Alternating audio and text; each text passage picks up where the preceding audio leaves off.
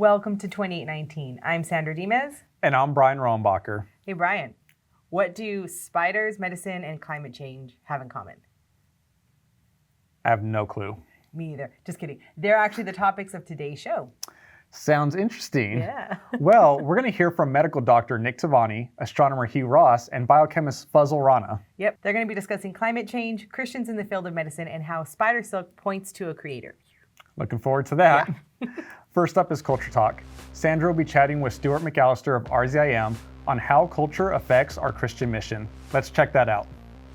Now it's time for Culture Talk, where we discuss culturally relevant topics that you can use to start conversations about your faith. I'm joined today with RZIM's Stuart McAlister. Thank you for joining us. My pleasure, Sandra. It's wonderful to have you here. We are going to be talking about culture as it relates to Christian mission. Mm-hmm. So as we think about these two topics, what do we mean when we talk about cultural literacy and Christian mission? I think it's being aware of the context where I'm in. So I grew up in Scotland, moved to Austria, and then worked internationally. And when I moved from Scotland to Austria, I had to learn, how did Austrians think? What were the things that were important to them? What were the things that motivated them, made them sad, or made them angry? So trying to understand what they did and why they did it, and looking for bridges of some kind of communication connection. Right. That's such a wonderful reminder, because as we think of engaging with other Christians, with non-Christians, that is our mission field. We have to always think about what, like you said, what makes them angry, what makes them sad. So kind of understanding the culture helps us. Oh, totally. Right. I mean, it's a love-based activity. Right. Communication is always an act of love. And if I'm going to love someone, then it means I have to take what they value somewhat seriously. So are there lessons then when we look at culture and Christian mission that we can use to help us share our faith more effectively? Yes, I think I heard many years ago John Stott used the idea of what he called looking both ways. In those days, he talked about having the Bible in one hand and a newspaper in the other. Now, he didn't mean they were equally authoritative. But as you were reading the newspaper, you're looking at events and stories and issues. As you're wrestling with the scriptures, you're saying, how do these two things come together? Right. Probably people don't know the Bible, but they do know the events of culture, maybe in the news or music or arts or whatever it is. Those are bridge points for conversations where we can, if we know what's going on, we can talk about that and often have that as a means of doing a wider conversation. So then when you're talking about like being familiar with what people who are perhaps non-Christians, what they are aware of, things in the news and such, what would be like a practical tip, aside from being culturally aware, of what's going on in the world? Well, I think what I look for is if there's the blockbuster, say a blockbuster movie, something like 1917 or something that came out by Sam Mendes, or something like that, or maybe a song that people are familiar with, insofar as you can interpret. Some people find it hard to get into some of these things, but I think you want to be aware, why is that such a hit? What is the plot? What's the story? What is it about that that's connecting? And we receive the piece of art not as a means to an end. It's a piece of art in its own value and dignity and right. We need to receive it for what it is. But it also allows us to give a common vocabulary to share with people, so that you're not speaking to them as a foreigner dropping in something from a completely outside world. But there's, I would say, looking for barriers and bridges in communication. Right. I love that. I love the idea of looking for bridges, because that's something that sometimes Christians might struggle with when we think of being in the world but not of it. Right. And how do we balance that when we're trying to be culturally aware? Well, but sometimes there's a kind of a false understanding of sin, where it is a contamination. There's a kind of almost like a physicalist understanding that if I go there or read these people, I'll get infected by these ideas. Acts chapter 17, and there's many other passages where Paul is in Athens, he walks around and he observes, you see him observing their culture, and then he sees the altar, of course, to the unknown God, and famously speaks to them about that which you worship in ignorance, this I bring to you.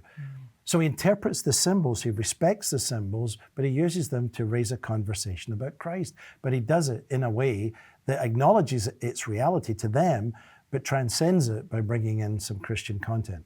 So then do you have any practical tips, things that you would say would be important for Christians to be aware of, maybe beyond some of the arts, to help them? And then what would be the next step in sharing their faith and thinking of the the subtext in the content that they're looking at and trying to share with others. I think the first thing is always listening. I mean, the world is pregnant with data. Yeah. So whether it's history, whether it's newspaper, whether it's the movies, it's the arts, whether it's economics, if that's your bent, many people, the listeners will become from different worlds. It might be a scientific world, it might be a political world.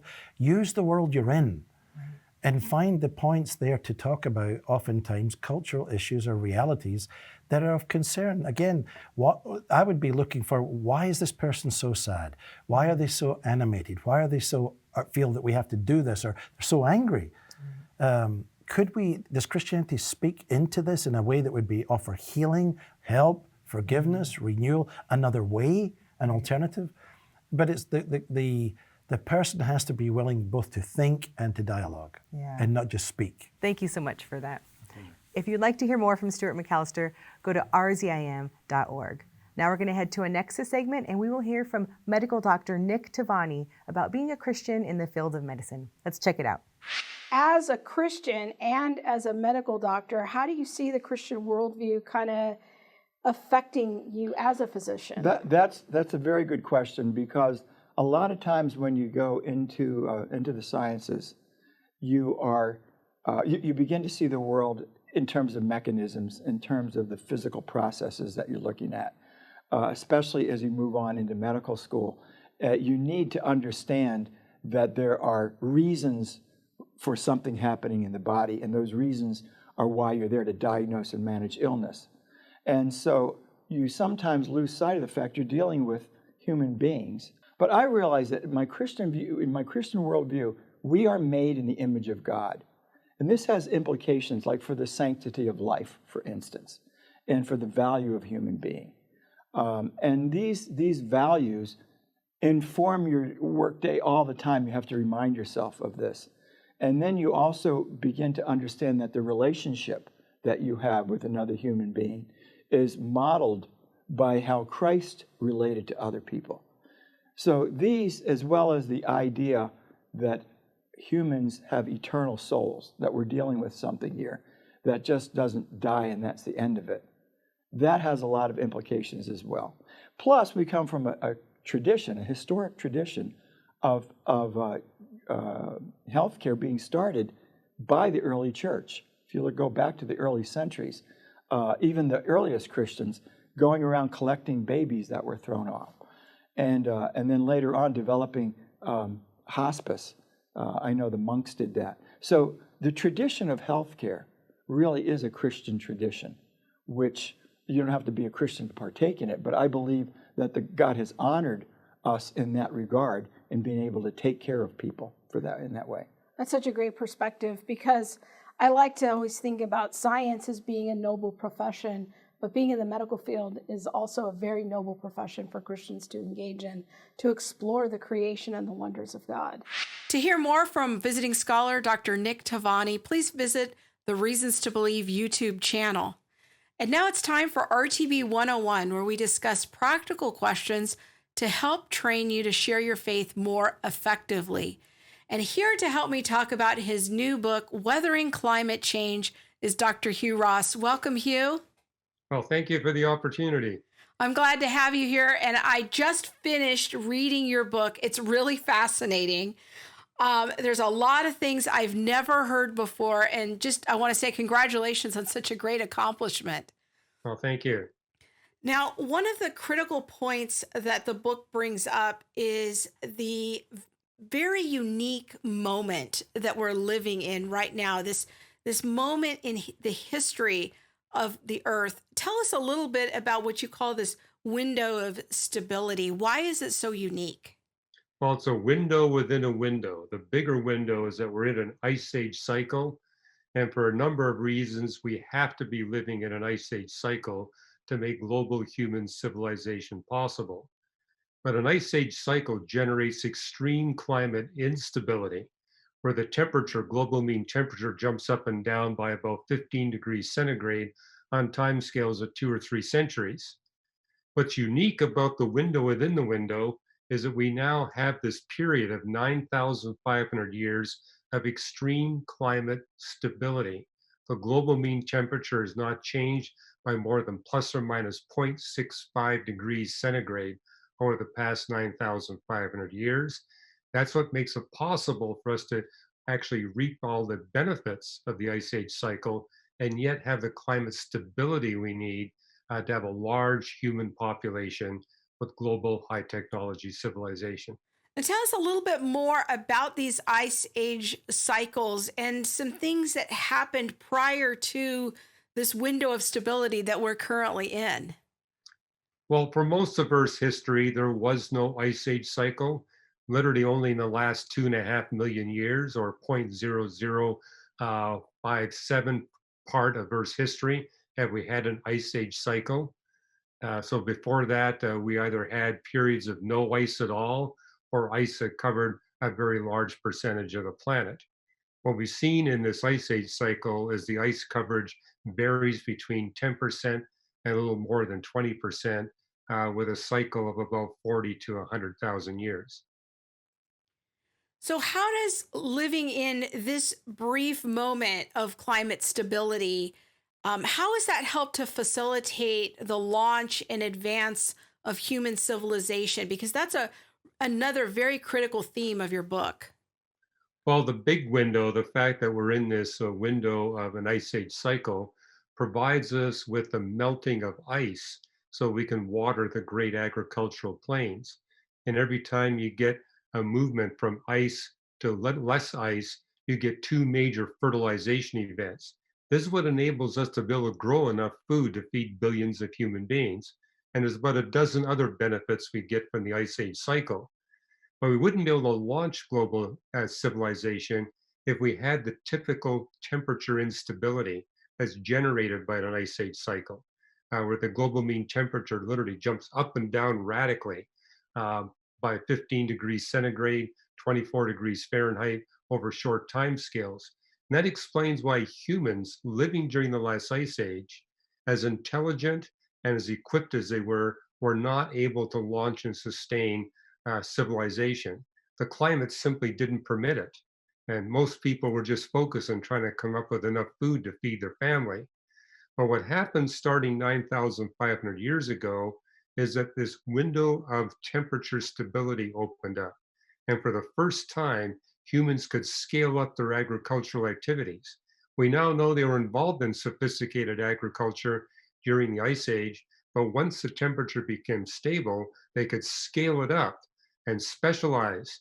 And the reason why is they could count on the climate being stable enough, they would know which crops to plant where, and they could count on the fact that they could get an abundant harvest, be able to grow an abundance of food, actually produce so much food that most of the population could be set free from agricultural activity and engage in art and music, engineering, technology, science, philosophy, theology, and that explains what we call the Neolithic Revolution, the explosive advance of civilization that began 10,000 years ago and continues to this very day. Now, there's a lot of conversation happening in our culture right now about global warming and that sort of thing. And I'm just wondering if you have any thoughts about, is there anything that we could reasonably do to extend this period of climate stability that we're currently in? Yeah, if you actually look at the last 9,500 years, the global mean temperature has very slowly declined by 1 degree centigrade.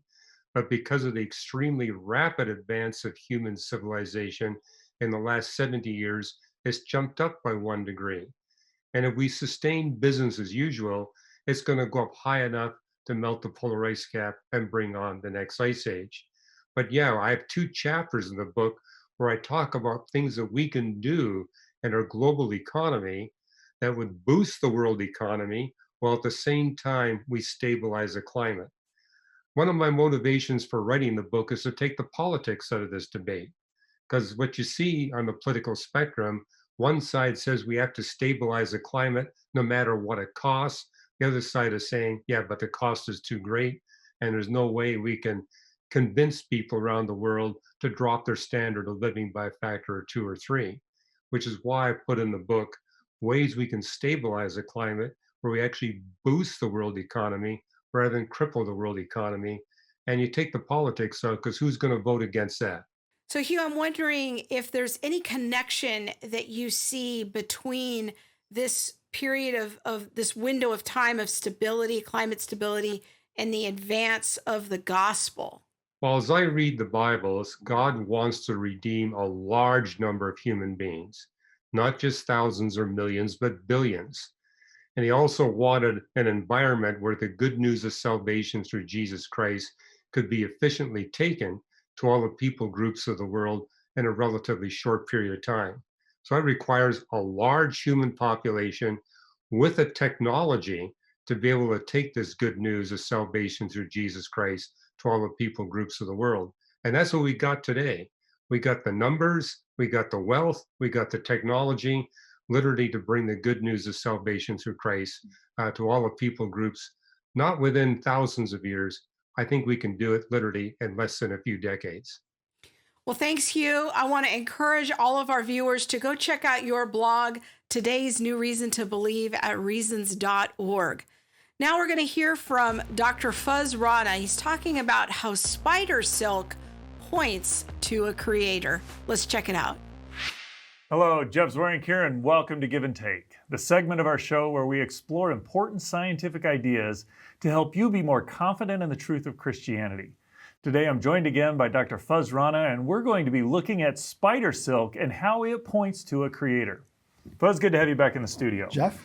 So, spider silk, why are we even talking about spider silk? Yeah, well, I imagine most people haven't ever thought about spider silk, and if you have, well, I guarantee they have when they walked out and they get the fuzz all over their faces. or those cobwebs that are impossible to get off of the ceiling. But the fact of the matter is, the silk that makes up spider webs is an incredibly fascinating, remarkable material. Just kind of some fun facts. It is an organic material, and it's 1/6 the density of steel. Okay. But estimates are it's 3 to 4 times stronger than steel. It has a remarkably high tensile strength, and it's got high ductility. And so it's ductility being kind of flexible strength that's involving. That's why you can't get the stuff off of yeah, because flexibility. It just keeps bending around you. Okay. Yeah. And so it's this incredibly remarkable fiber that material scientists realize that if we could figure out how to make something like spider silk, we could revolutionize a number of industries that require fibers, that would be that strong. It seems like that would be a relatively straightforward thing. I mean, you can analyze the chemicals that are in there, presumably get the chemical structure and just replicate it. So have we been able to do that? Yeah, well, I mean, biochemists understand the chemical composition and the structure of silk fibers. And so if you think of a very thin fiber, that fiber is made up of a large number of protein molecules, which are strand-like molecules that kind of interact to make the fiber. And these molecules have interesting properties. Parts of the chain are what are called amorphous. They don't have any real structure.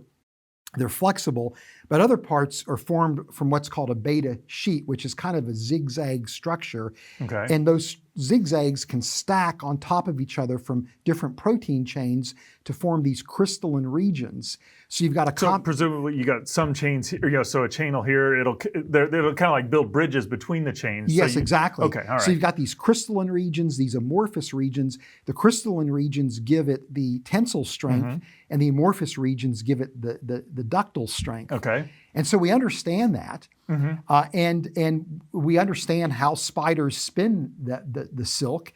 The silk is held in these glands called silk glands, right? And they exist in their kind of in a gel state, where there's water in these pre-fibers. They extrude it through a spinneret, which sheds the water, and that out comes a solid fiber. Okay. So people have naively gone in the lab and they've taken spider silk that's kind of like a gel, and they've tried to extrude it, and you can't produce the fibers that would be like the fibers that are produced when the spider spins the silk. So presumably you're going to get something that either isn't as strong, isn't as ductile, breaks, whatever. Right. So recently a team of researchers realized that there was actually an ultrastructure to the gel itself, where you had kind of like these structural domains that were hierarchical within the gel.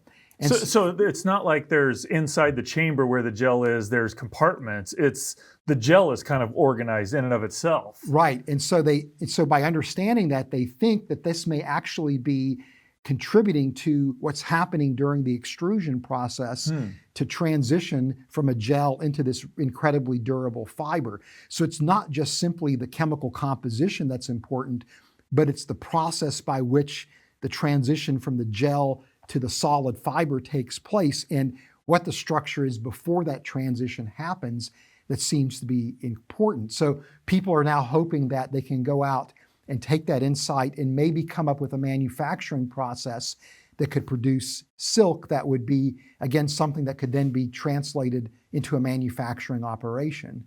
You know, this strikes me as things that I've run into a number of times in my scientific research and in building things. I look and say, oh, I kind of understand that mechanism. I got to be able to go reproduce that. And then I work pretty hard at it and I can't do it. Or it takes me a lot of resources and ingenuity to figure out how to do it. Spiders aren't sitting around thinking, how can I be ingenious and make silk? But it does seem, is this where the case for the creator comes in, that it looks like it's very well designed? Yeah, well, I mean, first of all, you see this elegant, ingenious, sophisticated design that suggests the creator's handiwork. But there's something else that's also interesting, and that is that you have scientists and engineers that are turning to the designs in nature to inspire the next generation of fibers, right? And this is not just the only example. There's a whole industry called biomimetics and bioinspiration where engineers and scientists systematically turn to designs in nature to inspire new technology, or sometimes they just copy what's in nature directly to create new technologies or to solve problems. You know, that's a fascinating development. But because I think it's relatively indisputable that humans are got a lot of ingenuity, creative, can do a lot of things. We've been able to do things that are very clearly not naturally produced, and yet here we are looking at nature to build stuff that seems to just exist by chance, quote unquote. Right. To inspire us to build things better than what we've been able to come with on our own. Right. And so to me, what biomimetics and bioinspiration imply is that the designs in biology really are elegant and sophisticated. And if a creator was responsible for the world that we live in, then you would expect that those designs would be the types of designs that we would want to copy for our technology. Yeah, and it's almost like we need to have some level of technology to even appreciate that there are designs that we can replicate, if you will. Yes. I remember seeing, we look at fireflies. I love fireflies. They got this incredibly efficient chemical reaction, but even the structure of the scales allows the light to get out more efficiently because you got indices of refraction there. And we've taken that physical mechanism and increase the light output of our LEDs. That until we made LEDs, we didn't even know that this was something we could replicate, if you will. It's interesting the interplay there. Yeah, well, it seems like arthropods and insects are prime candidates for inspiring technologies. But there's something else about this that also is interesting, and that I think it represents a challenge to the evolutionary paradigm. Because when you look at the nature of of the evolutionary mechanism that people conceive, it's one where evolution presumably takes pre-existing designs, modifies them, cobbles them together with other pre-existing designs to create something new. And what's produced is kind of a kludge job. It's kind of jimmy-rigged together through evolutionary processes. Just enough to accomplish what needs. Exactly. And so if that's really the nature of biological designs, then why would anybody in their right mind turn to those kind of designs to inspire engineering? So to me, biomimetics and bioinspiration fits better in a creation model framework than in an evolutionary framework. In fact, you could even see it as really being an intelligent design research program. Thanks, Fuzz. I appreciate your comments. We may get annoyed by walking through spider webs, but this is just one example of how when we look at something in creation, we actually get inspiration to build better technology than what we could come up with on our own. That makes perfect sense if there's a creator behind it all who's fashioned this creation to help us enjoy, worship, and follow and see him. I would encourage you to go to reasons.org and check out Fuzz's blog on this topic. Just search for Spider Silk. You'll find his blog and be equipped to use this fascinating discovery to point to the Creator and share Jesus with those around. That does it for us this week on 2819. We hope you enjoyed this episode and that it helped equip you to share your faith with confidence and compassion. And don't forget, subscribe to the show and search for us on Facebook, Twitter, and Instagram at 2819 Show. If you want the podcast version of 2819, you can get that wherever you listen to your podcasts. Just search Reasons to Believe podcast. You'll find us there. See you next week.